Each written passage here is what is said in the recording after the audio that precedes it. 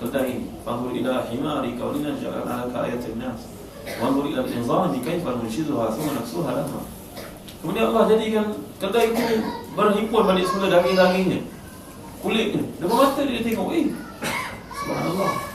Lepas tu baru kata, A'lamu Allah ala kulli syai'in qadir. Aku tahu Allah qasir tasawuf. Inilah dia tuan, tak dipelajari di universiti, tak dipelajari dalam buku-buku. Kita baca dalam Quran tuan.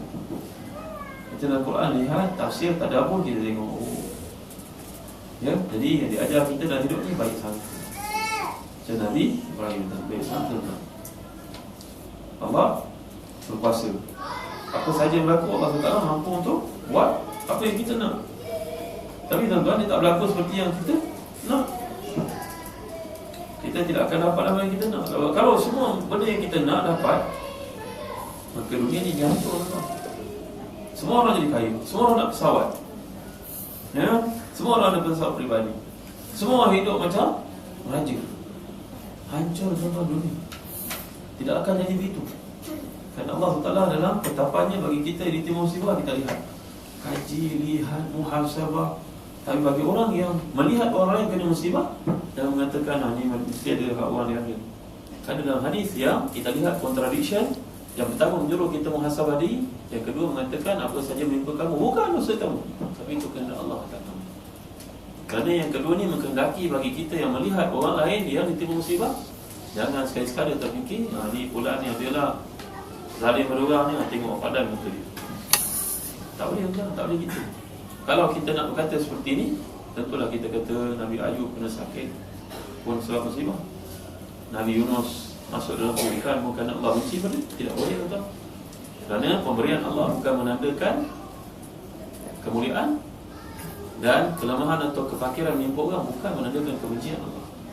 Al-ikram wal in'am la ya'ni al-in'am la ya'ni al-ikram wal man'u la ya'ni al-ihanah. Kaedah yang dipakai oleh ulama. Pemberian, kekayaan, harta benda, segala kemudahan dunia bukan menandakan Allah sayang. Sebaliknya, kekurangan yang menimpa seorang bukan menandakan Allah benci. Ya, jadi inilah kaedah yang dipakai. Baik sangkalah dengan Allah. Inilah asas kepada perbincangan kita yang perlu kita ketahui daripada ayat-ayat yang mulia. Cukup tuan-tuan, setakat ini dulu. Allahu a'lam, sallallahu ala sayyidina Muhammad wa ala alihi wa sahbihi wa sallam. Alhamdulillah.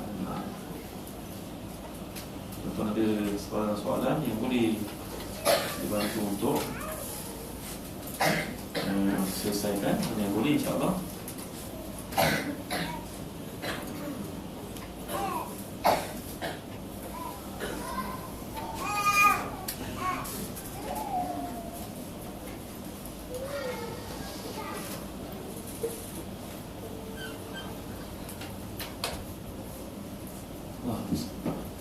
Ada soalan?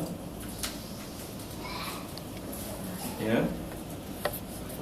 Waalaikumsalam. Contoh bila kita menghadapi kita sakit bertahun-tahun sampai kita rasa keras kan, memang tak baik-baik, tapi kita minta, kita sabar dengan sakit tu. Kita minta apabila di akhirat nanti kita minta kita ganti-gantikan syurga. Ya. Dalam hadis disebut oleh Nabi sallallahu alaihi wasallam, asyadun bala'an al-anbiya wal amsal wal amsal. Orang yang paling banyak musibah dalam hidup adalah para nabi. Lepas itu adalah orang yang mengikuti nabi, dan orang yang mengikuti nabi. Jadi menunjukkan kepada kita tentang logik akal kata Imam Ghazali, ujian ini diberikan oleh Allah kepada orang yang layak. Ini kalau tidak layak tidak diberi oleh Allah. Tuan-tuan ada 5 orang anak, umpamanya kata Imam Ghazali, seorang ni memang reliable. Kalau tuan-tuan pergi keluar, tuan-tuan cakap pada dia kunci pintu, dia kunci pintu. So dia buang sampah, dia buang sampah. So dia masak, dia masak. So dia buat apa sahaja dia akan buat, bahkan lebih daripada itu. Maka tentulah taklif, bebanan akan diberikan kepadanya lebih daripada yang lain. Betul tak betul? Jadi satu sudut, maka dia akan melihat kenapa aku dipikulkan dengan macam-macam tanggungjawab, kenapa tidak yang lain. Kerana kita sebagai ayah, ibu tahu ini Kak Long ni memang lain. Tapi kalau bagi pada yang lain, very unlikely. Anda tahu dia boleh kata sekian, Jadi itulah hakikatnya Allah beri kepada kita, dan Allah tahu kita tidak mengikut. Maka sabarlah dalam ujian tersebut. Dan bila kita ditimpakan ujian, kita minta pelepasan, Allah belum bagi, sabar. Sabar. Kerana tak semua benda yang kita minta itu baik untuk diri kita, cuma kita yang tidak tahu. Kita kena minta, disuruh minta. Bahkan selipar yang terputus pun minta pada Allah dapat pahala. Disebut kepada Nabi Musa, walaupun tali kasut kamu terputus, mohon pada aku dapat pahala. Mohon pada Allah segala benda. Tapi tak sesuai lah untuk kita mohon berjela-jela dalam sembahyang dengan makmum yang ramai. Bangun malam. Jadi suruh kita untuk berdoa bila dia khalayak ramai, doa tinggi. Tapi bangun malam, doa lah panjang lebar, bercucur-cucur air mata kamu turun, mohon Allah. Okey? Faham ya? Dalam hadis lain mengatakan minta dengan minta yang pendek, itu maknanya jangan bebankan jemaah belakang. Tapi kalau kamu berseorangan waktu malam, mohonlah apa benda sekalipun. Dan kita mohon tak semestinya Allah beri. Kerana Allah ni Maha Pengasih, Maha Penyayang, Maha Mengetahui. Dia beri yang 3 perkara. Pertama, ayu'ajjal lahu fid dunya, Allah beri cepat. Tapi ada juga wa imma yudakhir lahu fil ukhra, ataupun Allah simpan untuk akhirat. Ataupun wa imma yusraf lahu min as-su'i mithlaha, ataupun Allah hindarkan daripada kita menimpa satu musibah ujian yang sangat berat, yang kita pun tak tahu sebenarnya. Kenapa? Yang hati nak dikasih waskan, Allah hindarkan untuk kita daripada musibah yang menimpa. Saya bagi contoh, Imam Ghazali bawa contoh ini. Katalah kita bawa dalam versi semasa. Kalau ada anak, periksaan PWR ni bagus, cemerlang, straight A, dia sesatunya calon yang terbaik, dan memang terbaik. Dia pun minta, bah, Aman dapat A1, bah, dapat A, dapat A, dapat A, dapat A, PWR ni belikan abah lah, bah, belikan lah kita, bah, Kawasaki Ninja 1000cc. Entahlah ada duit, jutawan, tuan-tuan tinggal tak? Ni budak ni boleh kasar ni. Tuan-tuan dia bawa motor tu laju, mati tuan, jangan main. Dia minta benda yang pada akal dia baik, tapi kita lebih mengetahui tak baik, tak sesuai, memang tidak betul. Kalau kita bagi, kita berapa yang paling bodoh dalam dunia tu. Nampak tak? Jadi walillahi al-mathalul a'la, Allah tidak layak disamakan dengan manusia, tetapi Allah mengetahui yang kita tidak tahu. Maka kita minta belum dapat, sabar. Ya, disebut dalam hadis, tawakallah kamu macam tawakalnya seekor burung gagak putih. Tahu tak macam mana burung gagak putih bertawakal? Tahu? Tak tahu? Bayangkan burung gagak ni semuanya hitam, tiba-tiba lahir anak dia seekor putih. Apa ibu dia buat, tuan-tuan? Ibu dia pukul dia, tuan-tuan. Pukul separuh hati dia, tuan-tuan. Sepak dia, keluarkan daripada sangkar, hala tempat lain. Burung gagak ni tak ada bahagia langsung. Bahkan ni child abuse berlaku juga, tuan-tuan, pada si gagak. Gagak ni hampir kita ibu ni. Akhirnya gagak ni pun hidup independen, tawakalnya, makannya cari sendiri, tidak seperti yang dibalik yang lain. Akhirnya dia pun membesar jadi gagak yang hebat. Barulah orang semua memperakui, walaupun dia putih tapi dia gagak juga sebenarnya. Ini dalam hadis benar seperti itu, tuan-tuan. Jadi gitulah kita dalam hidup, tawakal kepada Allah Ta'ala, usahakan, atau jangan sekali buruk sangka dengan Allah. Jangan sampai pergi jumpa dengan bomoh, jangan sampai jumpa dengan dukun. Kamu mati pun kerana sakit yang menimpa kamu dalam barzah sedang menantikan syurga. Yakinlah. Ya, berupa dua tidak baik, apalagi yang tinggal, ya Allah, kau punya ketahanan juga, aku redha lah, ya Allah. Dapilah, kau mati masuk dalam kubur itu, di situ adalah hak untuk kamu. Kerana itu adalah cara untuk Allah beri kepada ekspres masuk syurga. Faham saudara? Faham? Ya, jadi bersabarlah, dapat kawatan yang terbaik, berdoa kepada Allah tanpa putus asa, dan yakinlah macam Nabi Uzair, Allah mampu buat apa yang kamu minta. Tapi Allah Ta'ala adalah satu benda yang kamu tidak tahu, menyebabkan bantuan tersebut tidak turun serta-merta. Baik? Ada soalan lain? Ya.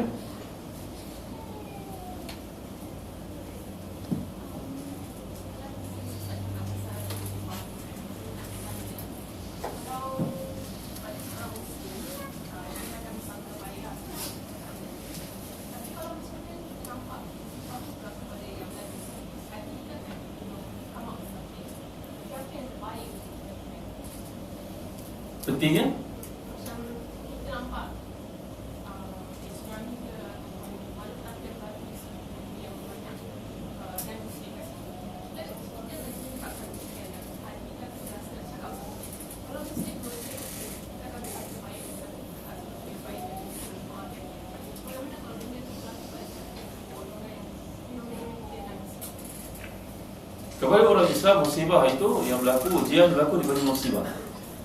Tapi kepada orang kafir yang tidak beriman kepada Allah, Al-Quran mengatakan itu azab. Walaupun tsunami itu berlaku kepada satu masyarakat di kalangan orang Islam, sebagainya orang kafir, bagi orang beriman itu merupakan musibah untuk mengampunkan dosa. Tapi bagi orang kafir itu merupakan azab sebelum dilanjutkan di akhirat yang lebih dahsyat.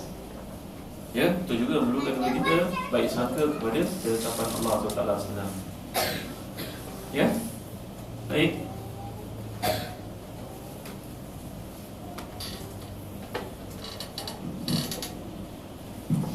Ada soalan lain?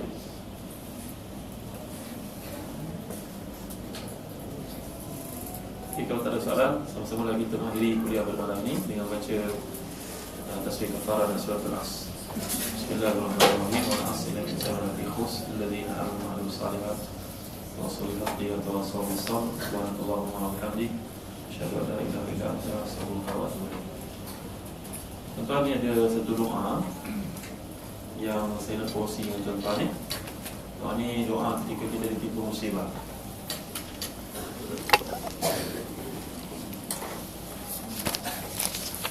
Kalau kita kalau tak cukup, kalau tak cukup, sharing-sharing lain.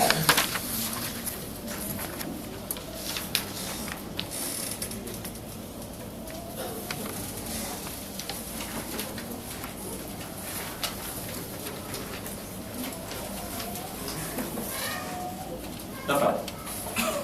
Dah dapat semua?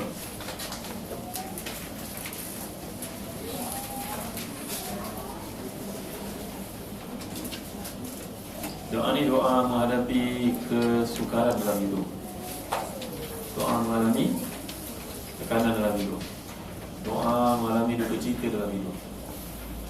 Diajar Nabi kepada para sahabat dan di kalangan mereka yang sakit, keluarganya meninggal dunia, suaminya tiada kat sisi, atau apa saja ujian, ditipu orang dan sebagainya, dibaca doa ni, insya-Allah hati kita dilapang.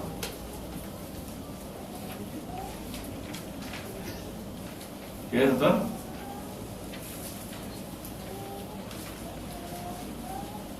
Dapat tuan?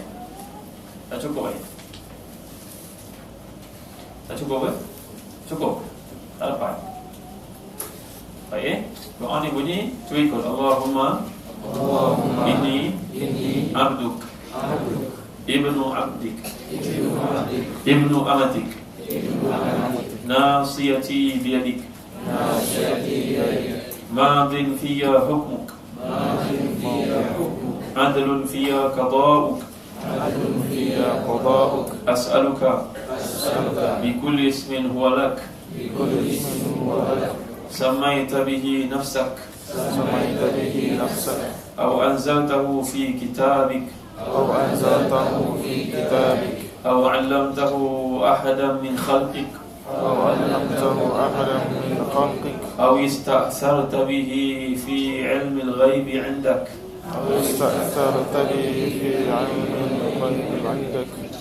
أن تجعل القرآن ربيع قلبي ونور صدري وجلاء حزني وذهاب همي. Maksudnya, ya Allah, semuanya kepada hamba-Mu, anak kepada hamba-Mu, anak kepada hamba perempuan-Mu, ubul-ubulku di tangan-Mu, terlaksana segala hukuman-Mu dan adil kehakiman-Mu terhadapku. Aku mohon kepada-Mu dengan setiap nama yang Engkau telah tetapkan dan namakan dengannya diri-Mu, atau Engkau turunkan dalam kitab-Mu, atau Engkau mengajarnya kepada seorang daripada makhluk-Mu, atau yang tersembunyi pada yang baik di sisi-Mu. Jadikan Al-Quran penenang hatiku, cahaya dadaku, menghapus kedukaanku dan menghilang kesusahanku. Doa ni dibaca oleh sahabat yang susah hati, hilang susah hati, stresnya hilang stres. Ya? Baik tuan. Kalau perempuan kita ubah, Allahumma inni amatuk. Amah ni mana hamba perempuan. Ya, kalau laki abduk. Yang lain sama, ibnu abdik, ibnu amatik.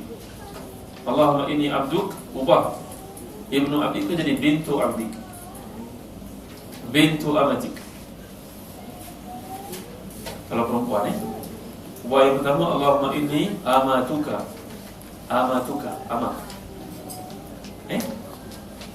Kemudian kalau perkataan ibnu di situ bukan jadi bintu ataupun ibnatu. Ibnatu abdik, ibnatu amatik. Faham tak? Di situ Kalau perempuan bukan jadi Allahumma inni amatuka. Alif atasnya dah hamzah, mim, ta, kemudian kaf. Amatuka. Amah ni maknanya hamba perempuan. Kemudian yang ibnu tu jadi ibnatu abdik. Tambah ta dekat ujungnya. Ibnatu abdik, ibnatu amatik.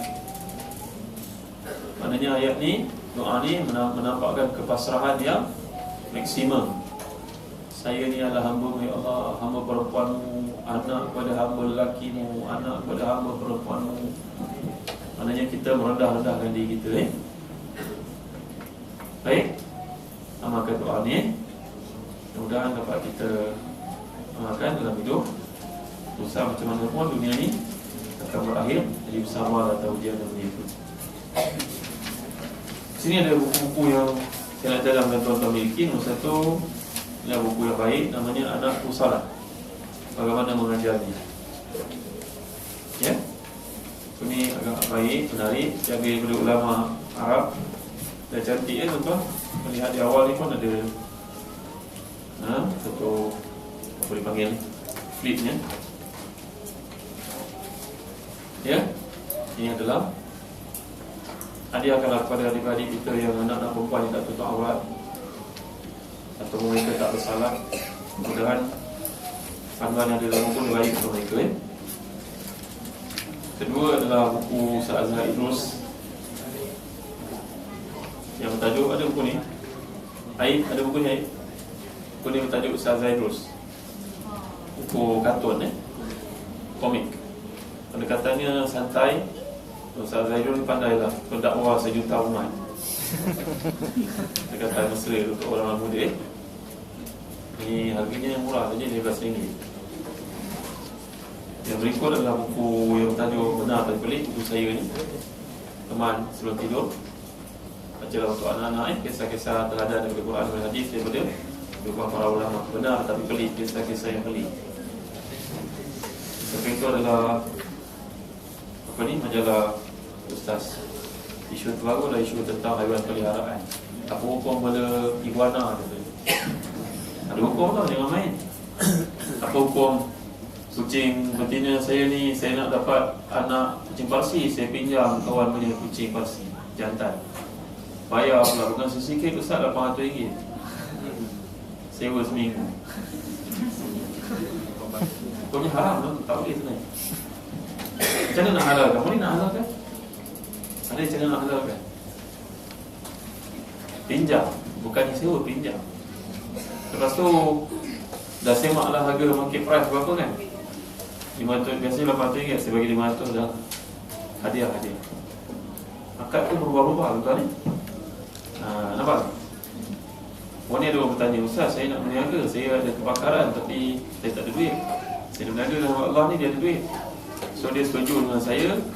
Kita nilai share RM100,000, dia ambil 50%, saya ambil 50%. Tapi 50% ni saya bayar dengan kebakaran saya. Saya sepatutnya ambil gaji RM10,000, saya ambil RM5,000 saja. Faham tak? Ini Islam haram juga, tak boleh.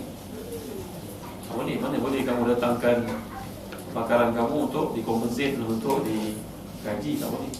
Kamu nak berniaga, modal awal mesti datang bersama. Tak boleh ilmu saya disekat dengan cara dia, tak boleh. Melainkan kalau kawan ni kata, okay beginilah, saya tetap 100% saya pegang, tapi saya bagi kamu dalam working period selama setahun, kamu mesti bayar lagi RM50,000. Kamu dapat 5%. Unless tak boleh, so Islam tidak boleh. Banyak orang tersilap kan. Saya salurkan kebakaran saya itu nilai share, tak boleh, haram pun. Ajaran ni hukumnya adalah nature-nya adalah hukum hakam. Ni macam ni fokus kepada haiwan peliharaan. Sama pula kena Reader Digest tu. Bulan Februari. Tapi bulan Februari punya Reader Digest dia cerita bab pets je lah. Ni cerita hukum Apa hukum boleh ular, apa hukum boleh ambil bulu harimau, kan? Ya, jadikan kapet. Ini hukum-hukum yang ada dalam Islam. Apa hukum boleh serigala? Apa hukum boleh anjing? Kerana rumah terlalu besar pun. Orang jaga syarikat kereta, dia terpaksa bela anjing kerana anjing ni dia efisien. Kawan jual kereta, jual kereta used dia terpaksa ada anjing. Apa hukum? Tuan-tuan, dia larang untuk orang yang tak ada tujuan. Tapi kalau ada tujuan terpaksa, maka dia jadi harus. Cuma buat najis lama tu kamu settle lah. Tuan-tuan. Ya, jadi ini adalah satu pendekatan hukum yang sangat semasa yang perlu kita tahu. Mudah-mudahan bantu kita untuk menghadapi hari-hari yang kita hidup. Ini majalahnya ada di luar sana. Terima kasih sekali lagi. Assalamualaikum warahmatullahi wabarakatuh.